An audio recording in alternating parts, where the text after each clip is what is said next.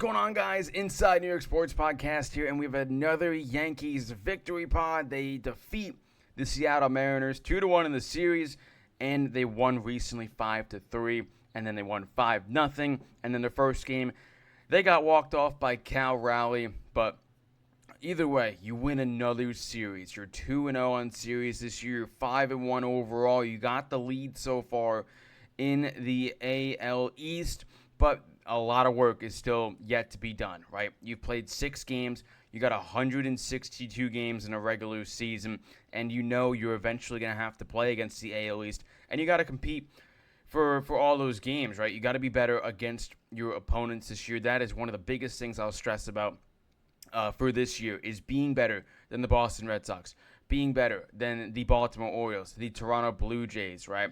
The Rays, right? You got to beat them all on home and on away turf. But, you know, this series told me a lot, right? When you're playing against good pitchers, you were able to score maybe not at the rate you wanted to, right? You put up 5 runs in two of the games, and then you put up just 1 in game 1. But you know, you're versing good pitching, right? You know, I know Logan Gilbert and George Kirby might not have the greatest numbers against the Yankees, and Luis Castillo is a very solid pitcher. And you guys, you kind of struggled against him, right? You got a decent outing out of Ryan Weathers, 4 1/3, 7 strikeouts. So for his Yankee regular season debut, I don't think it was bad, but I think getting only 4 1/3, you want more out of that. You want maybe 6 innings and then go to your pen, because that was a prime example.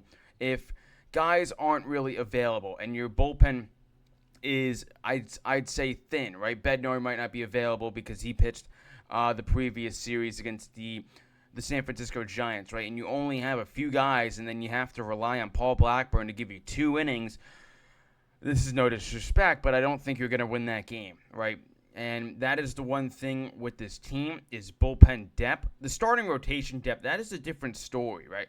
The starting rotation depth is very deep, right? But when it comes to relief pitching, I said they should have got another 1 or 2 guys to help out this pen. But I think what we've seen at Camilo Duvall, it's been great. Bednar has been good overall, in my opinion. Tim Hill has been what Tim Hill has been doing. So, you know, overall, I'm loving the start, right? I know the concerns were the bullpen and finishing games.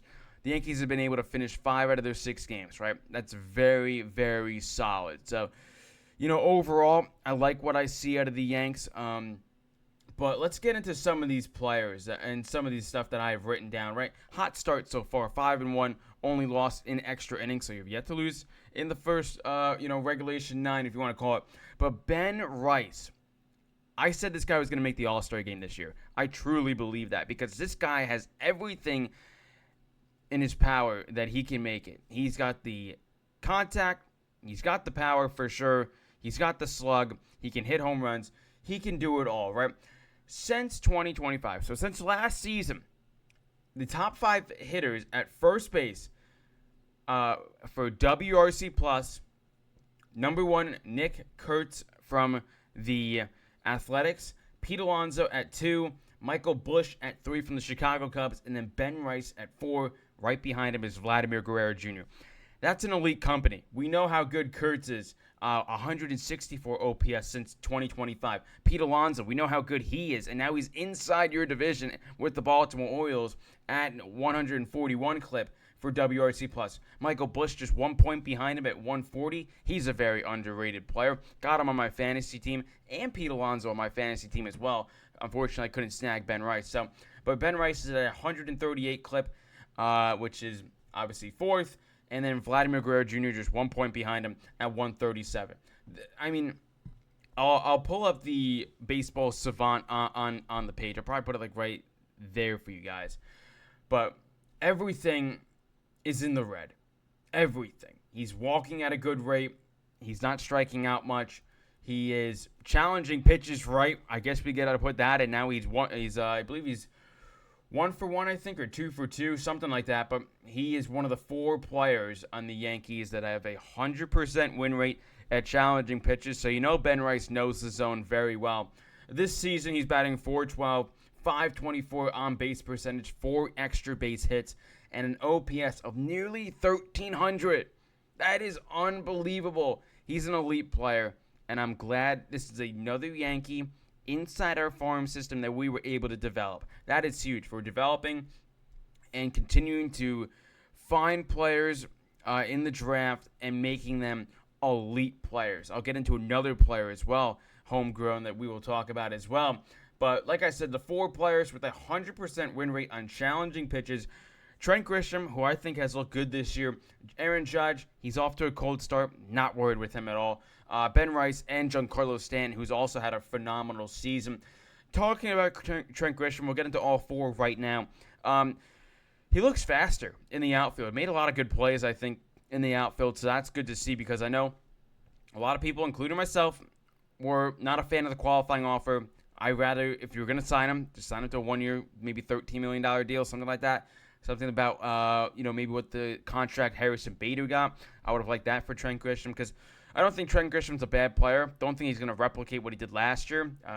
But I still think his defense is very, very good. That's why they included him in the trade package, in my opinion, because they see his defense. That's why they brought him back, because they love his defense, and defense is going to help out this team a lot, especially in the outfield. Aaron Judge, right?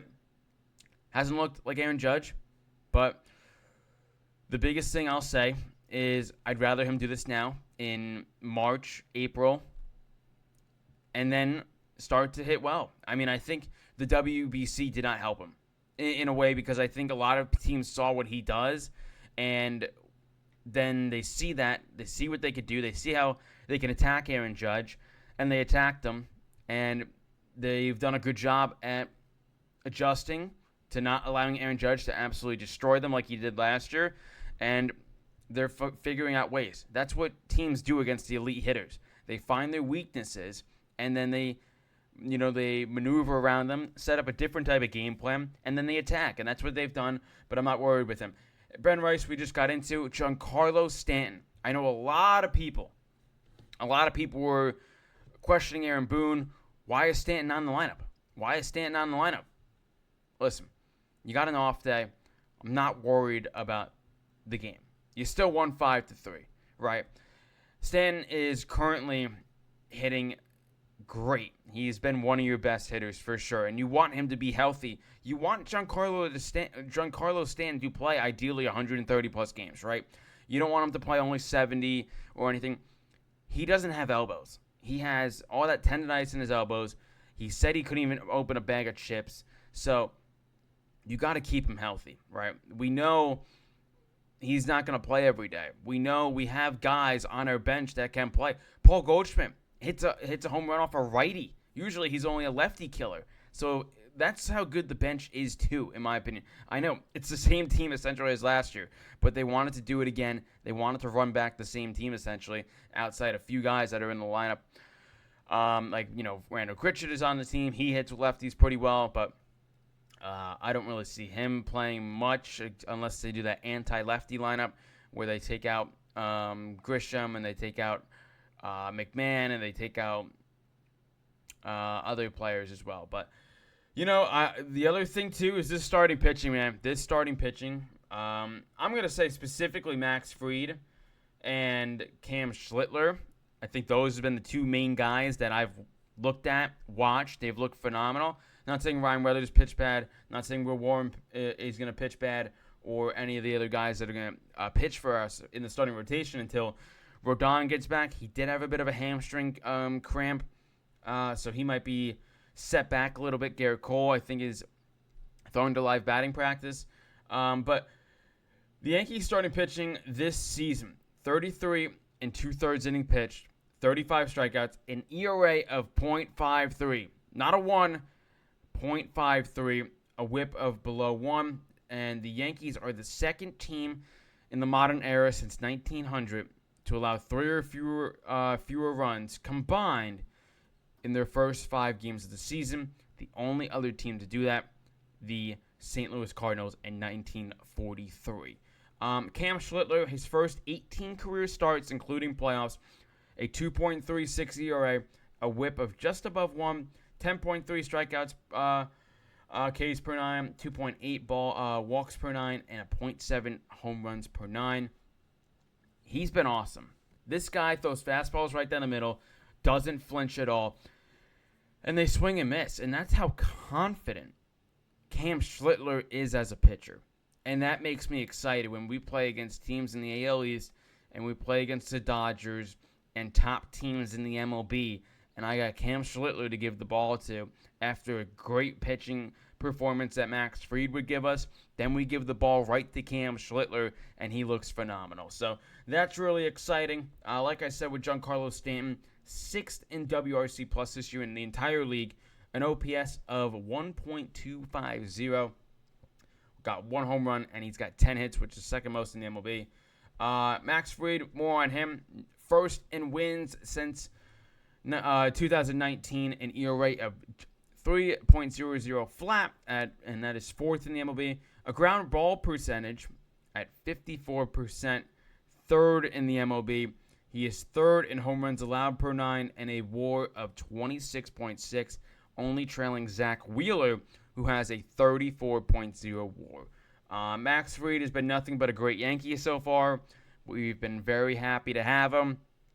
2.67 ERA in his first 34 starts with the Yankees. And then to wrap up this video, some other news.